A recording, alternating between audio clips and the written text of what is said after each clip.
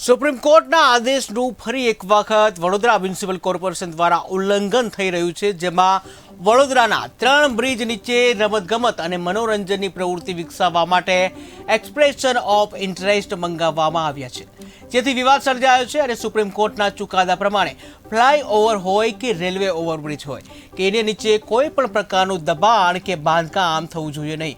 તેમ છતાં Vadodara municipal corporation દ્વારા રેનબસેરા બાંધીને સુપ્રીમ કોર્ટનું ઉલ્લંઘન કર્યું છે, તો બીજી બાજુ દરેક બ્રિજ નીચે ગેરકાયદે દબાણો થઈ ગયા છે. તેને હટાવવાની તસદી કોર્પોરેશન દ્વારા કરવામાં આવતી નથી, જેને કારણે બ્રિજ નીચે કેટલીક જગ્યાએ તો અસામાજિક તત્વોના અડ્ડા પણ બની ગયા છે. લાલબાગ, હરિનગર અને ફતેગંજ બ્રિજની નીચે સ્પોર્ટ્સ સિટી બાળકો રમતગમતના સાધનો મુકાય એ પ્રમાણેના એક્સપ્લેનેશન અલગ અલગ પાર્ટી પાસે મંગાવવામાં આવ્યા છે. હાલ શું ઓફર આવે એ જોઈ ભવિષ્યમાં શું એની ચર્ચા કરી અને એક પુખ્ત ચર્ચા વિચારણાના અંતે આનો યોગ્ય નિર્ણય કરવામાં આવશે.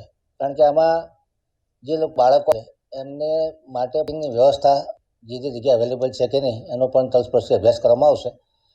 લાલબાગ બ્રિજ પાસે તો કોર્નરમાં પાર્કિંગની વ્યવસ્થા ઉપલબ્ધ છે, પરંતુ કોઈ પણ જગ્યા એવી ડેવલપ કરવામાં નહીં આવે કે જ્યાં રોડની સામેની બાજુ પાર્કિંગ કરીને બાળકોએ ચાલી અને ક્રોસ કરીને બ્રિજ નીચે આવવું પડે, કારણ કે આમાં એક્સિડન્ટ થાય અને કોઈકની જાનહાનિ ન થાય એ બાબતનો ડિટેલ સ્ટડી કરી અને અત્યારે તો ખાલી એક આ વિચાર છે કે આવી રીતે સ્પોર્ટ્સ એક્ટિવિટી અલગ અલગ શહેરોમાં બ્રિજની નીચે થતી હોય છે, ફૂડ સ્ટોલ પણ બનતા હોય છે. એટલે વડોદરા શહેરમાં સેવા ગોત્રીવાળો બ્રિજ હોય, ફતેગંજનો બ્રિજ છે ને લાલબાગ બ્રિજ, એની નીચે નાના બાળકોનું રમતગમતનું એ બનાવવાનું, ગાર્ડન બનાવવાનું એવું કંઈ નક્કી કર્યું છે.